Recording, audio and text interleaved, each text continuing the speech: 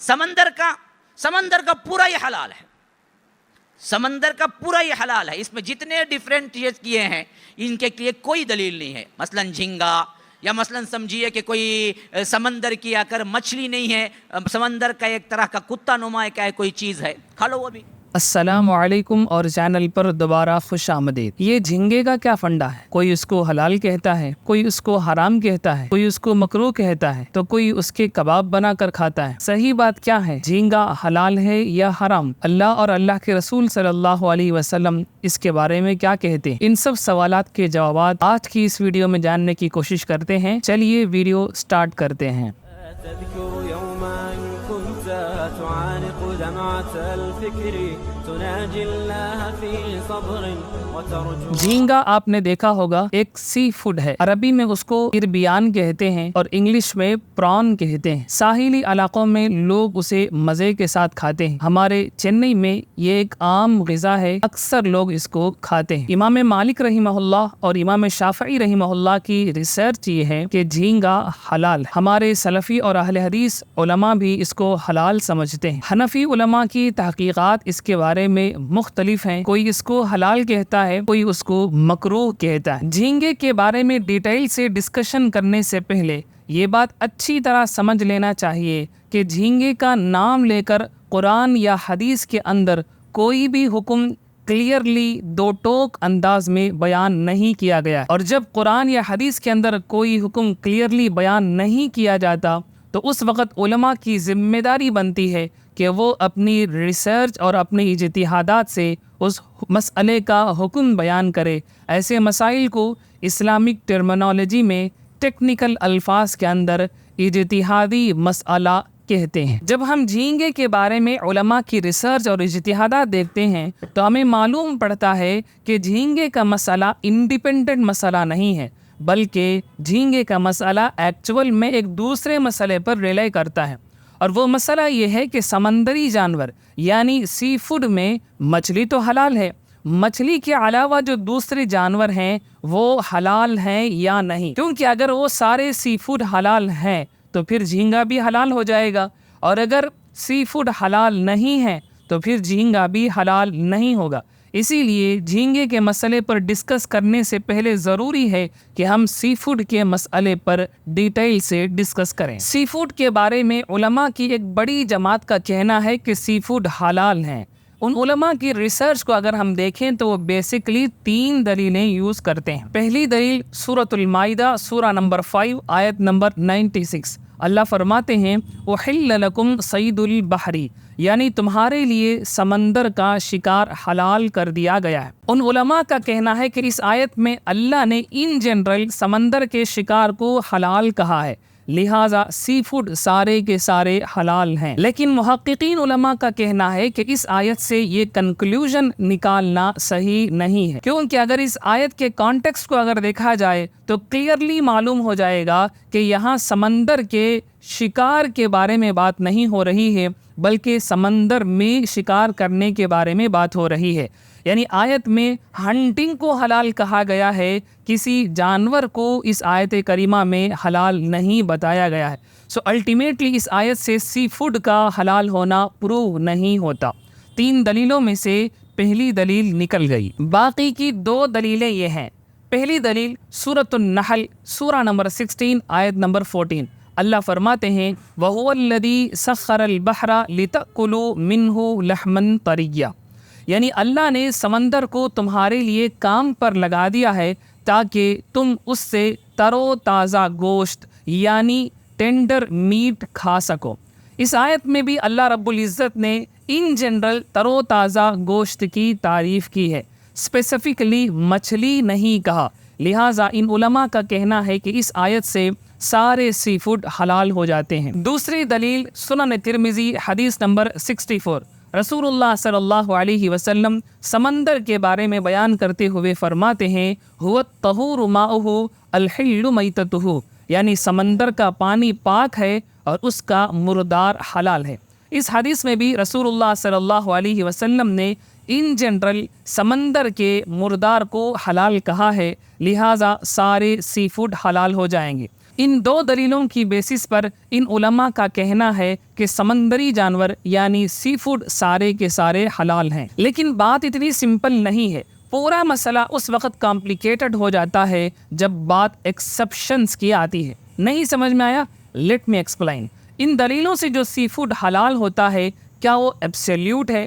کیا ہر قسم کا سی فوڈ حلال ہے بغیر کسی ریسٹرکشن کے؟ دا آنسر از نو۔ کوئی بھی عالم ایسا نہیں ہے جو ایگزیکٹ حدیث پر عمل کرتے ہوئے سمندر میں رہنے والے اے ٹو زیڈ میرین اینیملز یعنی سمندری جانوروں کو حلال کہتا ہو، بلکہ ہر عالم مختلف دلائل کی بیسس پر الگ الگ جانوروں کے اندر ایکسپشنز دیتے ہیں۔ مثلا سمندر میں جو زہریلے جانور ہیں ان کا کھانا حرام ہے، حالانکہ حدیث میں اس طرح کی کوئی ایکسپشن مینشن نہیں ہے، پھر بھی علماء دوسرے دلائل کی بنیاد پر زہریلے جانوروں کو حرام کہتے ہیں، تو یہ پہلی ایکسپشن ہوئی۔ اسی طرح جو جانور سمندر میں بھی رہتا ہے اور سمندر سے باہر بھی جیتا ہے وہ بھی حلال نہیں ہے، جیسے کچھوا اکثر علماء نے اس کو حرام کہا ہے، یہ دوسری ایکسپشن ہے۔ امام مالک رحمہ اللہ نے فرمایا کہ اللہ نے قرآن میں خنزیر یعنی سور کو حرام کہا ہے، اور یہ کہیں منشن نہیں کیا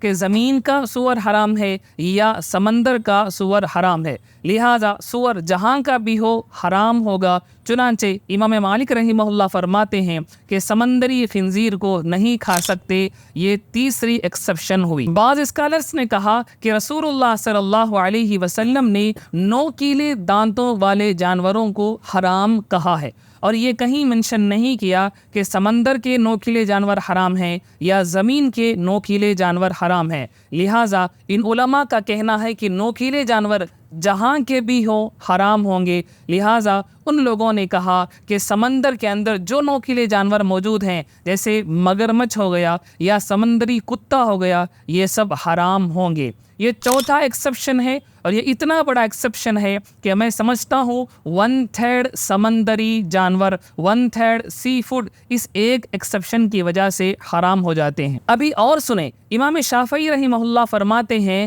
کہ رسول اللہ صلی اللہ علیہ وسلم نے مینڈک کو مارنے سے منع کیا ہے، لہٰذا سمندری جانوروں میں سے مینڈک نہیں کھا سکتے۔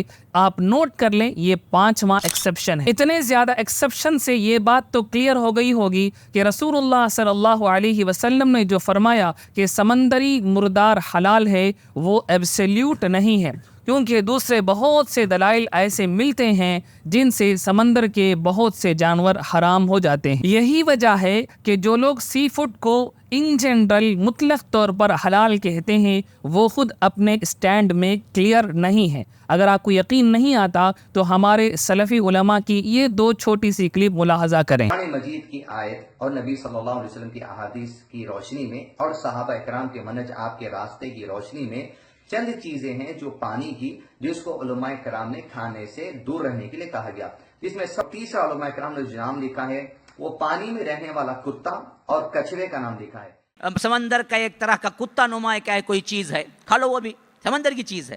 جب اتنی ساری ایکسپشنز ہو ہی گئی تو بعض اسکالرز نے کہا کہ جو جانور زمین میں حرام ہیں وہ سارے جانور سمندر میں بھی حرام ہوں گے، کیونکہ جن ریزن سے وہ زمین میں حرام ہیں ایگزیکٹلی وہ ریزنز سمندر میں بھی پائے جاتے ہیں۔ زمین میں جانور بیسکلی 2 ریزنز کی وجہ سے حرام ہوتا ہے۔ ریزن نمبر 1، جانور کے گوشت کو حرام میتھڈ سے لیا گیا ہوگا، جیسے جھٹکے سے جانور کا گوشت حاصل کیا گیا یا بتوں کے نام پر جانور کو ذبح کیا گیا۔ ریزن نمبر 2 یہ ہے کہ وہ جانور بیسکلی اپنی فطرت میں خبیث ہوگا، جیسے چیر پھاڑ کر کھانے والے درندے۔ خبیث جانوروں کے حرام ہونے کی دلیل خود قرآن میں موجود ہے۔ اللہ رب العزت سورہ اعراف سورہ نمبر 7 آیت نمبر 157 میں فرماتے ہیں وَيُحَرِّمُ عَلَيْهِمُ الْخَبَائِثَ کہ مسلمانوں پر خبیث جانور سارے کے سارے حرام ہیں۔ امام ابو حنیفہ رحمہ اللہ فرماتے ہیں اس آیت سے پتہ چلتا ہے کہ مسلمانوں پر خبیث جانور حرام ہیں، اور خبیث وہ جانور ہیں جن کو صحابہ کے زمانے میں خراب سمجھا جاتا ہے، اور صحابہ کے زمانے میں مچھلی کے علاوہ سمندر کے تمام جانوروں کو خبیث ہی سمجھا جاتا تھا۔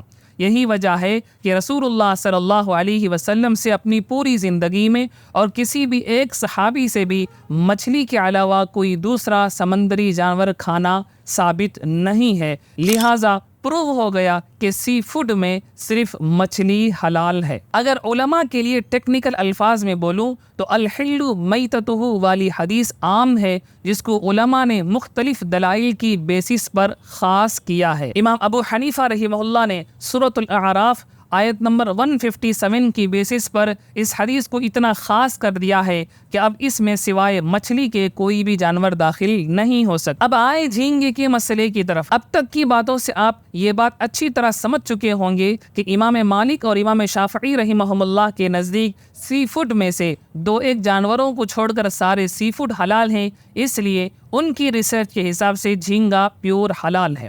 لیکن امام ابو حنیفہ رحمہ اللہ کے حساب سے سی فوڈ میں صرف مچھلی حلال ہے، اس لیے جھینگا اسی وقت حلال ہو سکتا ہے جب وہ مچھلی ہو، اور اگر وہ مچھلی ہے تو پھر حلال ہے، اور اگر وہ مچھلی نہیں ہے تو پھر حلال نہیں۔ اب یہ سوال کہ جھینگا مچھلی ہے یا نہیں، اس کا کلیئرلی آنسر عربک لینگویج اور عربک کلچر میں ہی مل سکتا ہے۔ جب ہم علماء لغت اور لنگوسٹک اسکالرس کی ریسرچ دیکھتے ہیں تو وہ بھی اس سلسلے میں ڈیفرنس ہے۔ عربک لینگویج کی موسٹ آتھنٹک ڈکشنری تاج العروس اور جمہرۃ اللغہ میں لکھا ہے کہ جھینگا ایک کائنڈ آف فش، مچھلی کی ایک قسم ہے۔ اسی طرح زوالوجی کے ایک کلاسیکل اسکالر گزرے ہیں شیخ کمال الدین دمیری رحمہ اللہ، انہوں نے بھی اپنی ویل نون بک حیات الحیوان میں جھینگے کو مچھلی کی ایک قسم لکھا ہے۔ حنفی علماء میں سے جن علماء نے ان لوگوں کی ریسرچ کو اڈاپٹ کیا، انہوں نے جھینگے کو مچھلی ڈکلیئر کیا اور حلال کہا۔ لیکن ماڈرن زوالوجی کہتی ہے کہ جھینگا مچھلی کی قسم نہیں ہے، بلکہ وہ ایک سپریٹ اسپیشیس ہے، زیادہ سے زیادہ وہ کھیکڑے کی فیملی سے بلانگ کر سکتی ہے۔ جن حنفی علماء نے اس ریسرچ کو اڈاپٹ کیا اور اس کو صحیح سمجھا، انہوں نے کہا کہ جھینگا مچھلی نہیں ہے، لہٰذا وہ حلال نہیں ہے۔ اس طرح حنفی علماء کے 2 گروپس فارم ہو گئے، ایک نے اس کو حلال کہا اور ایک نے اس کو ناجائز کہا۔ اب اور آگے بڑھیے، بعض حنفی اسکالرس نے یہ فارمولا دیا کہ جھینگے کو عرف کے کانٹیکسٹ میں سمجھنا چاہیے، یعنی عربک لینگویج کے ڈیپتھ میں گئے بغیر یہ دیکھنا چاہیے کہ لوگ اسے کیا سمجھتے ہیں۔ لیکن انفارچونیٹلی جھینگے کے بارے میں لوگوں کے انڈرسٹینڈنگ میں بھی ڈیفرنس تھاٹ پائے جاتے ہیں۔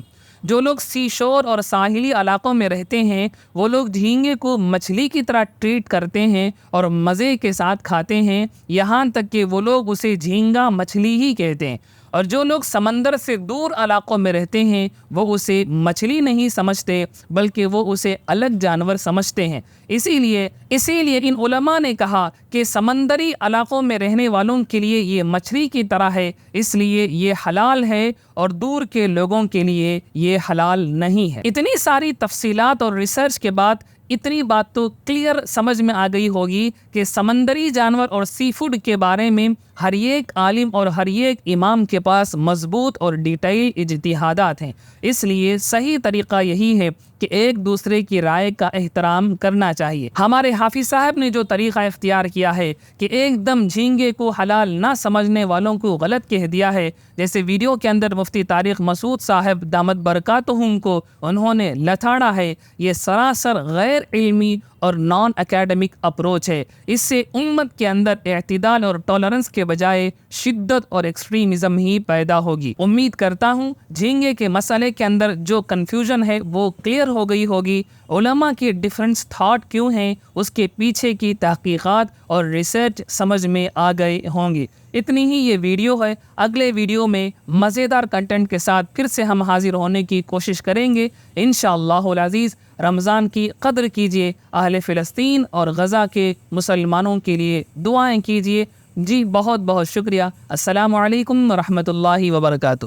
تذكر يوما كنت تعانق دمعة الفكر تناجي الله في صبر وترجو رحمة تسري فعاش القلب إخلاصا وصرت تحوم كالطير تحلق في ثقافات وتنهل من ربى الخير